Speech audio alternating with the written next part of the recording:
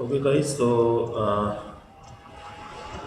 In last class, we were talking about Lagrange's multiplier method for evaluating some special kind of extrema problem for finding extrema of any kind of functions of two variables, three variables, and so on. We have done one question of this particular method in last class, right? आप लोगों ने revise कर लिया होगा. I hope you revise the material of the last class. Is not so?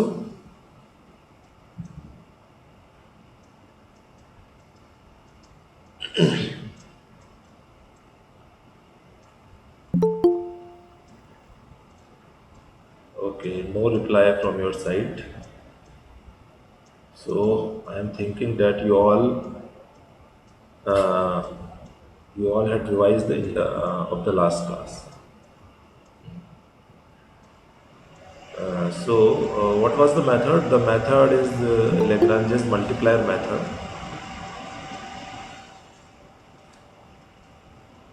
The method is Lagrange's multiplier method, and there is a special kind of constant we introduced, which is called Lagrange's multiplier, lambda. It's a constant, and this method is applicable when there is an additional condition in the given question. In question, there will be two type of functions are given. Number one, the main function, which is to be extremized or maximized or minimized, and second is additional function, which is a function of the same number of variables as the main function. And by using Lagrange's multiplier constant, uh, we we introduce a new function, and with the help of the derivation we had discussed in the last class, we can find the extremum, maximum, or minimum of the given function. Let's do one more question. One question. Let's do one question more. And this question you have already studied in class 12. So you just do it. You will just do this question in a new manner by using the Lagrange's multiplier method. This question you have already done in class 12. So I'm presenting my screen. Just give me a second.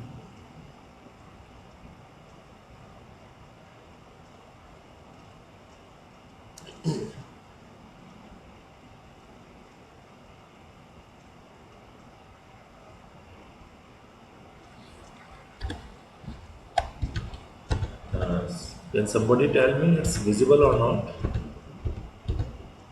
Yes. Yes, sir. It's visible. So this was the question we had done in the last class. And one more question. This is the last question of this topic. Other questions are very easy, you can do yourself. Other questions are quite straight, so you can do yourself. These two questions are very important, and you can say it's difficult, more difficult. That's why I'm taking these type of questions. Other questions are quite straight, you can do yourself. Okay. A rectangular box open at the top is to have a volume of 32 cc. एक rectangular box है, ऊपर से open है और उसका volume 32 CC है. Find the dimensions of the box that requires the least material for its construction. Least material का मतलब यह है, कंस्ट्रक्शन के लिए लीस्ट मटेरियल का मतलब यह है कि हमें उसका जो एरिया है वो मिनिमाइज करना है. We have to minimise the area of that particular rectangular box, right? What is this rectangular box? This rectangular box is nothing but a special kind of cuboid, you can say. जैसे आपका box होता है ना, आप pizza खाते हैं या कुछ और चीज़ खाते हैं, तो वो जो बॉक्स आता है वो रेक्टेंगुलर बॉक्स होता है, वो ऊपर से ओपन है, right, and it's a three dimensional figure no doubt. उसकी लेंथ भी है, ब्रेथ भी है और हाइट भी है। लेंथ को फॉर एग्जांपल आप एक्स एज्यूम कर लीजिए, ब्रेथ को आप वाई एज्यूम कर लीजिए और हाइट को आप जेड एज्यूम कर लीजिए, right.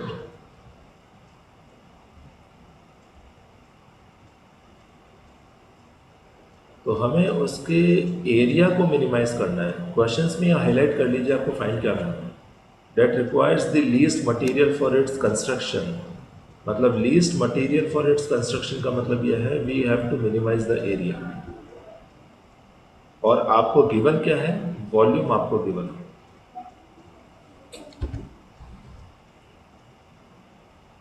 So guys, this volume is given to you, for example capital B, और वॉल्यूम इसका क्या होगा, length into breadth into height, that is x y z is equal to 32। It is given. तो आपका जो given function होता है वो होता है जी। तो G of x y z is equal to x y z minus 32 is equal to 0। Yes, somebody wants to ask something. कोई कुछ पूछना चाहता है? ओके, सो यस, नहीं सर, कुछ नहीं पूछना था वो। ठीक है। so this is additional function g of x y z is equal to x y z minus 32 is equal to 0। और मेन फंक्शन वो होता है जिसे हमें मिनिमाइज या मैक्सिमाइज करना होता है, वो हमारा है इसका एरिया, उसे हमें मिनिमाइज करना है। एस हमने एरिया मान लिया, surface area of the box. और आपको पता है कि जो रेक्टेंगुलर बॉक्स होता है उसका सरफेस एरिया का क्या फॉर्मूला होता है, 2 times of length into breadth plus breadth into height plus height into length. ये फॉर्मूला होता है surface area of rectangular box का। ये रेक्टेंगुलर बॉक्स ऊपर से ओपन है, तो वैसे तो इसका एरिया होता है 2xy plus 2yz plus 2xz, लेकिन ये ऊपर से ओपन है, तो किसी भी एक क्वांटिटी को आप कम कर दीजिए। या तो आप 2xy में से एक xy कम कर दीजिए, या 2yz में से एक yz कम कर दीजिए, या 2xz में से एक xz कम कर दीजिए। It's your choice, because the rectangular box is open from the top.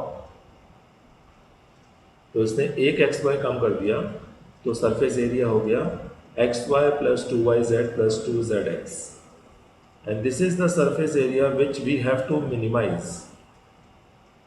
इस सरफेस एरिया को हमें मिनिमाइज करना है। और मिनिमाइज ये तभी हो सकता है जब हमें एक्स वाई जेड की वैल्यूज मिनिमा के फॉर्म में मिल जाए। एक्स वाई जेड की वैल्यूज जब मिनिमा के फॉर्म में मिलेगी, हम इसमें पुट कर देंगे तो वो मिनिमम सरफेस एरिया हमारा निकल कर जाएगा। लेकिन हमें find the dimension of the box, हमें डायमेंशन फाइंड आउट करनी है, मतलब हमें एक्स वाई जेड की वैल्यूज फाइंड आउट करनी है, लंबाई चौड़ाई और ऊंचाई की वैल्यूज फाइंड आउट करनी है।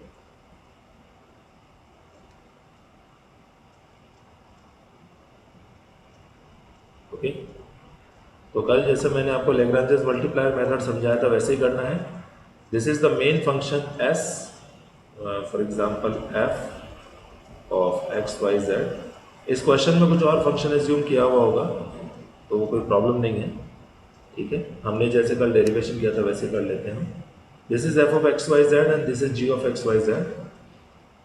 Now we will find four important equations by using del f upon del x plus lambda del g upon del x is equal to 0, del f upon del y plus lambda del g upon del y is equal to 0, del f upon del z plus lambda del g upon del z is equal to 0। तो ये चार equation बन गई, ये वाली, ये वाली, ये वाली, और ये main equation g of x y z is equal to 0। यहां तक किसी को कोई डाउट है तो बताइए। ये इक्वेशन मिली है आपको f x plus lambda g x equal to 0 से। ये वाली मिली आपको f y plus lambda g y is equal to 0 से, और ये मिली आपको f z plus lambda g z is equal to 0 से। Well lambda is a Lagrange's multiplier, आपको बताइए, and it's a constant quantity.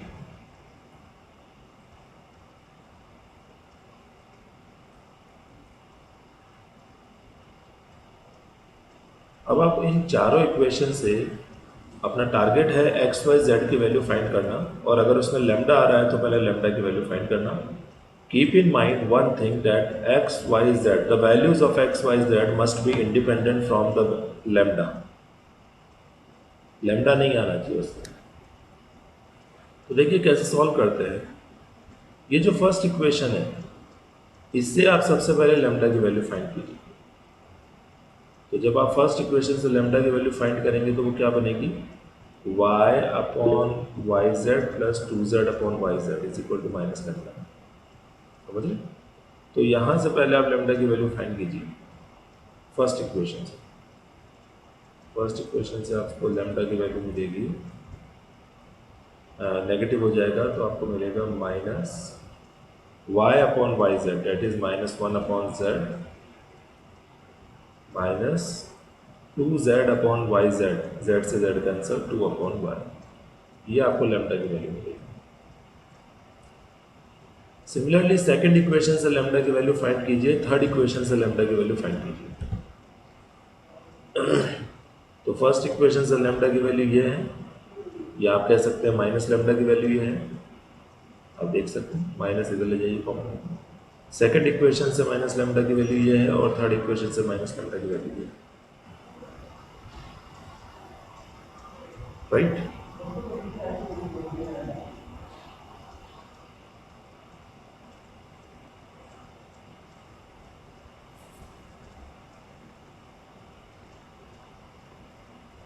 Okay. अब ये जो फिफ्थ सिक्स और सेवन्थ इक्वेशन बनी है,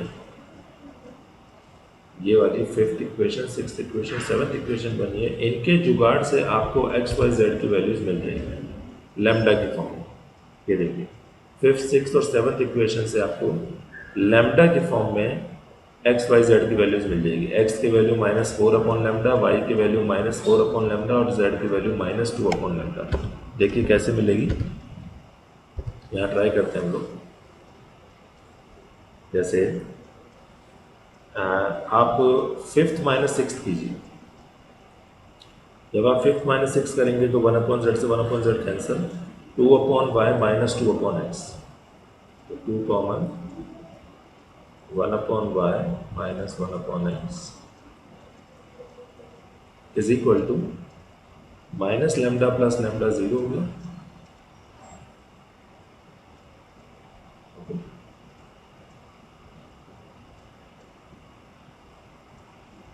तो यहाँ से एक रिजल्ट आप ऐसे लिख सकते हैं कि one upon x is equal to one upon y आ गया।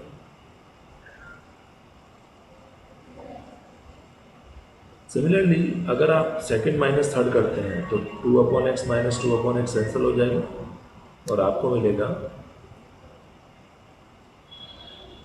One upon z minus two upon y is equal to zero. तो यहाँ से y और z में रिलेशन, अच्छा यहाँ से one upon x is equal to one upon y का मतलब ये हो गया x is equal to y, तो एक रिलेशन आ गया x is equal to y. और one upon z minus two upon y, इससे एक रिलेशन क्या आ गया, y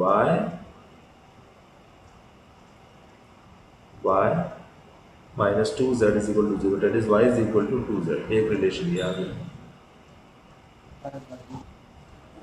okay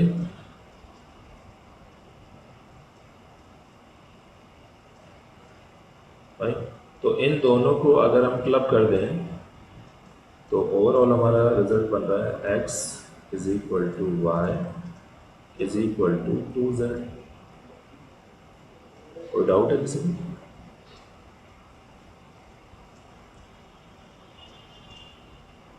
x is equal to y is equal to two z. अब आपको जैसे x का वैल्यू फाइंड करना है तो इस रिलेशन को आप फॉर एग्जांपल फर्स्ट इक्वेशन में पुट कर दीजिए। किसी एक वेरिएबल की फॉर्म में रिड्यूस कर दीजिए, सेकेंड इक्वेशन में पुट कर दीजिए, किसी एक वेरिएबल की फॉर्म में रिड्यूस कर दीजिए। फॉर एग्जांपल जैसे मैं इसको सेकेंड इक्वेशन में पुट कर देता हूँ, x is equal to y is equal to 2z को मैं सेकेंड, ये वाली सेकेंड मतलब सिक्स्थ इक्वेशन में पुट कर देता हूँ, राइट। तो सिक्स्थ इक्वेशन में अगर मैंने ये रिलेशन पुट किया तो 1 अपॉन z का वैल्यू मैं लिख रहा हूँ, मान लीजिए मेरे को सिर्फ x की फॉर्म में लेना है, तो z का वैल्यू मैं लिख रहा हूँ x is equal to y is equal to 2z, तो z का वैल्यू हो गया x अपॉन 2, तो मैंने लिख दिया यहाँ पे x upon 2 plus 2 upon x is equal to minus lambda.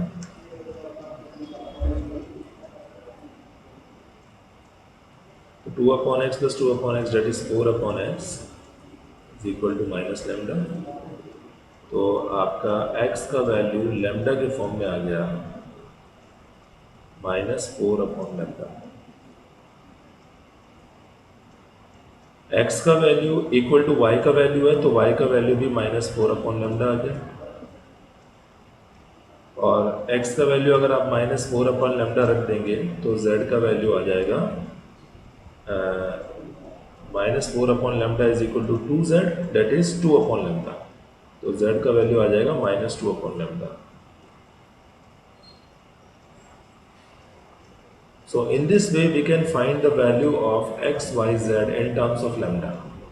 x का वैल्यू -4 अपॉन लैम्डा, y का वैल्यू -4 अपॉन लैम्डा और z का वैल्यू -2 अपॉन लैम्डा।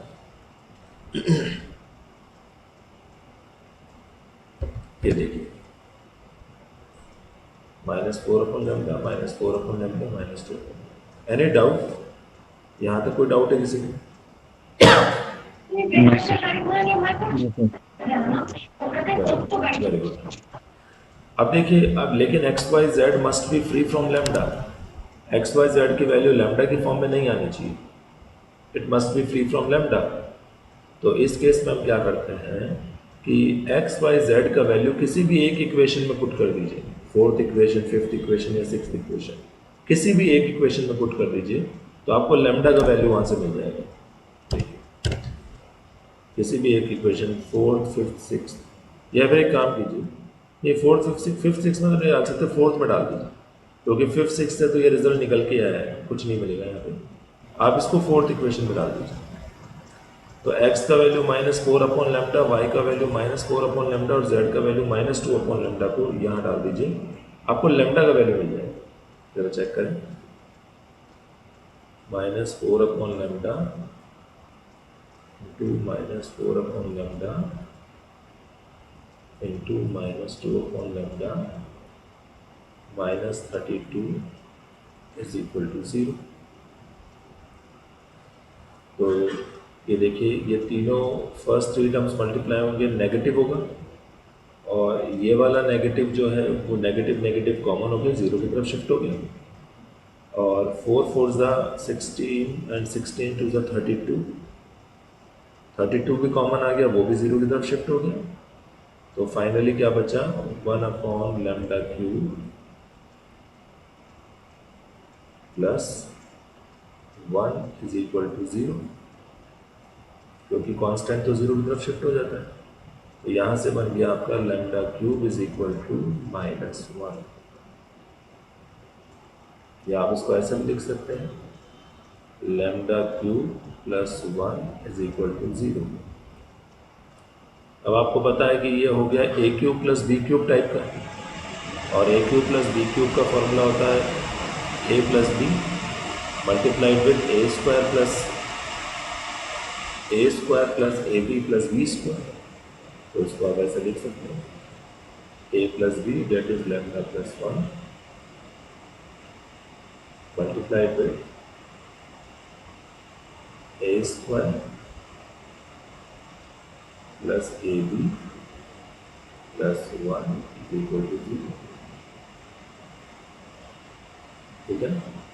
अब आपको ये पता होगा कि अगर ये 0 हो गया तो इससे हमें imaginary Excuse me, value, sir. Yes please,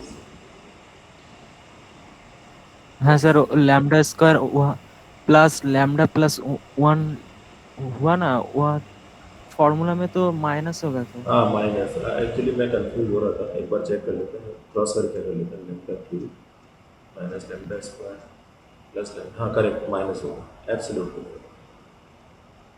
इस फैक्टर को अगर आप जीरो करोगे, lambda square minus lambda plus one को जीरो करोगे तो आपको कुछ नहीं मिलेगा, इमेजनरी वैल्यूज मिलेगी, आप चेक कर सकते हैं। You will get imaginary values, तो हम इसको छोड़ देते हैं। और लेमडा प्लस वन फैक्टर को जीरो करोगे तो आपको मिल जाएगा lambda is equal to minus. तो लेमडा का वैल्यू आपको माइनस वन मिलेगा। जब आपने एक्स वाई जेड का वैल्यू इक्वेशन नंबर 4 में डाला और उसको सॉल्व किया तो आपको लेमडा का वैल्यू मिलेगा माइनस वन। ये लेमडा का वैल्यू, अब ये लेमडा का वैल्यू माइनस वन अगर आप एक्स में डाल देंगे तो आपको एक्स का वैल्यू 4 मिल जाएगा, वाई में डाल देंगे वाई का वैल्यू 4 मिल जाएगा, और जेड में डाल देंगे जेड का वैल्यू 2 मिल जाएगा। तो x is equal to 4, y is equal to 4 and z is equal to 2। This is the answer. This is the required dimension, length, breadth and height. This is the required dimension at which this rectangular box, which is open from the top, has a minimum surface area and a volume of 32 cc. You can see, you can check it. अगर आप इन तीनों को multiply कर देंगे तो जो volume निकल के आएगा वो 32 cc निकल के आएगा। This is your answer. Any doubt?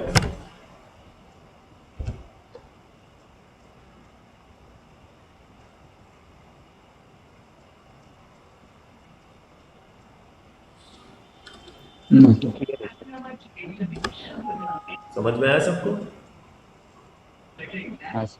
ऐसे आपको लेग्रांजेस मल्टीप्लायर मेथड अप्लाई करना है और कैसे भी करके उन चार इक्वेशंस को सॉल्व करके जुगाड़ लगा के आपको एक्स वाई जेड की वैल्यूज फाइंड आउट करनी होती है, लैम्डा की वैल्यूज फाइंड आउट करनी होती है।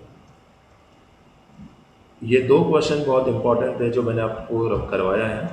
बुक में मैंने देखा है बाकी क्वेश्चंस काफ़ी इजी हैं, तो आप मतलब डायरेक्ट जो होते हैं, लैंग्वेज क्वेश्चन नहीं है, the questions are very easy and straight, तो आप आराम से खुद भी कर सकते हैं। But keep in mind one thing that the practice is very very essential for these type of questions. Practice बहुत ज़रूरी है, आपको इस तरह के क्वेश्चंस और करने होंगे बुक में देख के।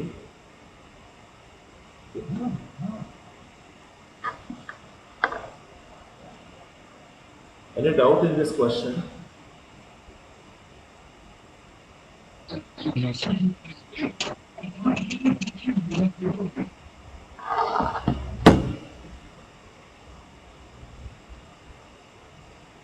Okay guys, this is it for today, and today we will not start a new topic. On Tuesday we will start a new topic because some students are absent today because of Chhath Puja. So we will not start a new topic today. If you have any doubt, you may ask. Otherwise, we will leave the meeting. And please don't leave before leaving. Please don't leave before leaving.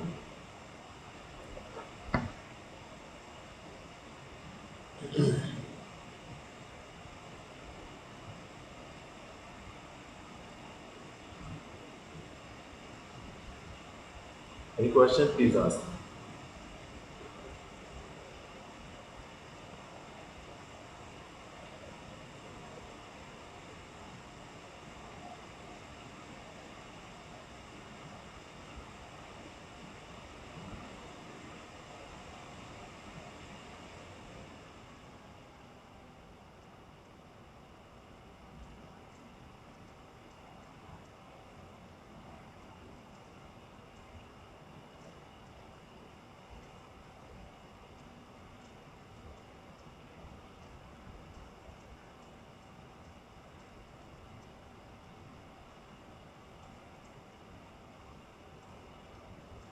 Okay, if you don't have any doubt, then I think we should leave the meeting.